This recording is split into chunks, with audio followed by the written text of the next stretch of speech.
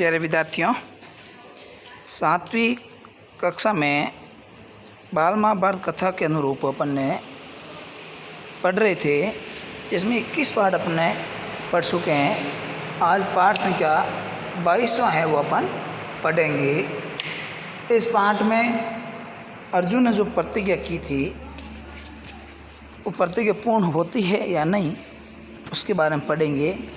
यानी कि राजा विराट की सहायता के लिए पांचों पांडवों ने जो प्रतिज्ञा की थी कि हम जब यहाँ आपकी रक्षा करेंगे, उसका दायित्व तो वो किस प्रकार निभाते हैं, उसके बारे में पढ़ेंगे। ये अर्जुन है, अपना रथ लिए हुए और जा रहे हैं। अर्जुन के सामने देखकर आचार्य द्रोण की घबराहट दुर्योधन को ठीक नहीं लगी। तभी कर्ण ने दुर्योधन को जुए की याद दिलाते हुए अर्जुन के समय से पूर्व प्रकट होने व जुए की शर्त हार जाने की बात कही। साथ ही उसने बिना किसी बहस के अर्जुन से युद्ध करने को कहते हुए स्वयं अर्जुन का सामना करने की बात कही। कर्ण की इस बात को सुनकर कृपाचार्य ने कर्ण को समझाते हुए साथ युद्ध करने की सलाह दी। यानी कि जब अर्जुन को सामने देखा युद्ध क्षेत्र में, तो सभी महारथियों के छक्के पसीने छूट रहे थे और डर रहे थे। अर्थात गुरु कृपाचार्य, गुरु द्रोण, भीष्म सभी अर्जुन की प्रशंसा करे। तो ये प्रशंसा है वो दुर्योधन देख नहीं पा रहा। दुर्योधन की ऐसी प्रशंसा मुझे पसंद नहीं है और वो कह रहे युद्ध कीजिए अर्जुन के साथ। लेकिन भीष्म पितामह समझाते हैं दुर्योधन को ऐसा नहीं होना चाहिए, समझौता हो जाना चाहिए, लेकिन दुर्योधन नहीं मानता है। फिर आगे क्या होता देखते हैं। जब नहीं माने तो अर्जुन ने शंख दान करके युद्ध करने का शंख वादन कर दिया और अपने धनुष बाण से 3 बार टंकार से युद्ध करने की घोषणा कर दी। ये कृपाचार्य हैं, गुरु द्रोण, ये दुर्योधन है। कृपाचार्य की सलाह से क्रोधित कर्ण ने कृपाचार्य पर व्यंग्य करते हुए, व्यंग्य यानी उसमें मजाक उड़ाया कृपाचार्य का, अपने गुरु का, कहा कि आचार्य तो वैसे अर्जुन से प्रेम और भय के कारण उसकी प्रशंसा करते रहते हैं। तो कर्ण के इस व्यवहार से आचार्य पुत्र अश्वत्थामा क्रोधित उठा। यानी कि गुरु द्रोण थे आचार्य, उनका पुत्र था अश्वत्थामा, और कर्ण ने जब अश्वत्थामा का मजाक उड़ाया तो वो क्रोधित उठे और सभी को इस प्रकार आपस में लड़ता देखकर भीष्म ने सभी को एक साथ मिलकर शत्रु का सामना करने को कहा। साथ ही जन को भी, अर्थात उनको भी ये भी कहा कि पांडवों के साथ संधि करने की सलाह दी और साथ ही ये भी बताया कि अर्जुन की शर्त अवधि पूरी होने के बाद ही प्रकट हुआ है। भीष्म पितामह ने कहा कि अर्जुन है अज्ञातवास का समय गणित गणना के अनुसार पूर्ण हो चुका है, अर्थात उसको होने के बाद ही वह यहाँ सामने प्रकट हुआ है। इसलिए अर्जुन की प्रतिज्ञा है वो पूर्ण है, अपूर्ण है वो तो कर्ण है। और कर्ण ऐसा युद्ध करने की सलाह दे रहा है क्या, और युद्ध करना तो है ही, उसके साथ साथ कर्ण ये भी कह रहा है, कर्ण और दुर्योधन, कि इनको वापस है वो वनवास दिया जाए, ऐसा भीष्म पितामह का। लेकिन भीष्म पितामह उनकी बातों को काट देते हैं और अर्जुन की प्रतिज्ञा पूर्ण होने का वादा करते हैं कि अर्जुन है वो अज्ञातवास पूर्ण होने के बाद ही यहाँ शामिल हुए। ये है अश्वत्थामा, ये है कर्ण, ये भीष्म पितामह, ये गुरु द्रोण और भीष्म पितामह दोनों हैं। और ये युद्ध क्षेत्र में ये सभी ऐसा कर रहे हैं।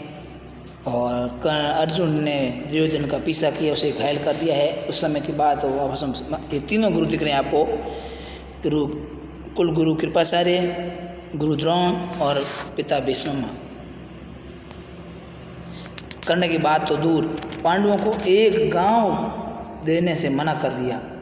दुर्योधन की बात सुनकर द्रोणाचार्य ने कौरव सेना को अर्जुन को घेरने के लिए व्यूह की रचना का आदेश दिया और दूसरी ओर अर्जुन की इशारे पर उत्तर दें दुर्योधन की ओर रथ दौड़ा दिया।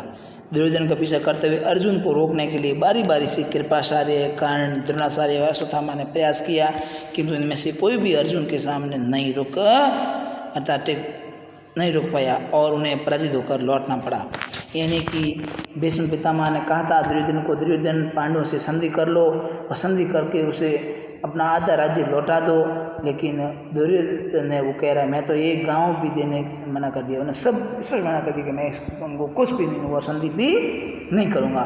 तब है अर्जुन ने दुर्योधन को पीछे सेना दौड़ाई, अपना रथ दौड़ाया, लेकिन दौड़ाया फिर भी अर्जुन को रोकने के लिए सभी महारथी बीच में आए, लेकिन सभी महारथियों को हरा दिया और कोई भी महारथी है वो अर्जुन के सामने टिक नहीं पाया और आखिरकार हार कर सभी को अपना वहाँ से वापस दौड़ना पड़ा।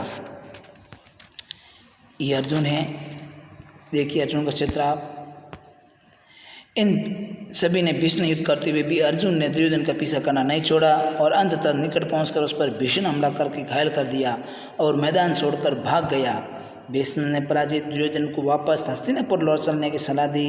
इधर युद्ध क्षेत्र से वापस लौटते समय अर्जुन ने पुनः ब्रह्मलल्ला का वेश धारण करके सारथी को स्थान पर बैठकर राजकुमार उत्तर को सारी बात समझाकर रथ में आरूढ़ किया और दूतों को राजकुमार उत्तर की विजय का समाचार लेकर विराटनगर भेज दिया।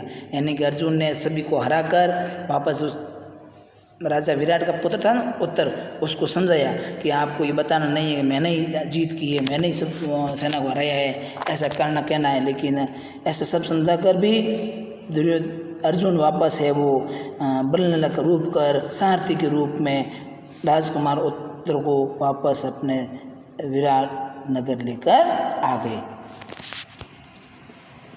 ये है जो ब्रह्मलल्ला का रूप धारण किया हुआ है और ये युवराज हैं, युवराज को वापस पीछे बैठा रहे हैं और उनका स्थान है वो ले रहे हैं। ये देखिए चित्र में आप देखिए, युवराज को अपने रथ में बैठा दिया, अर्जुन ने अपना है वो सारथी का रूप धारण कर लिया है।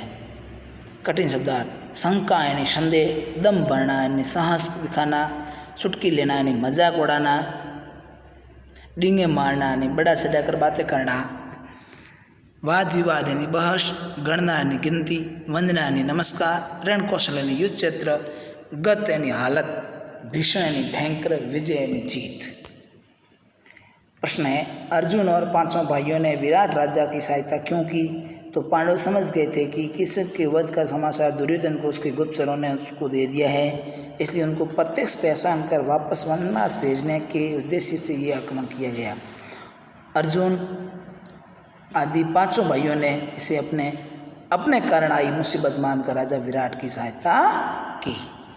दूसरा प्रश्न है, कृपाचार्य ने अर्जुन की प्रशंसा सुनकर कर्ण ने आचार्य पर क्या व्यंग्य किया? अच्छा, तो कर्ण ने कहा कि आचार्य जी अर्जुन की व्यर्थ प्रशंसा करते हैं, वह अर्जुन की शक्ति को देखकर उसका बड़ा चढ़ाकर वर्णन करते हैं। ये प्रवृत्ति या तो भय के कारण है या वो अर्जुन को अधिक प्यार करते हैं।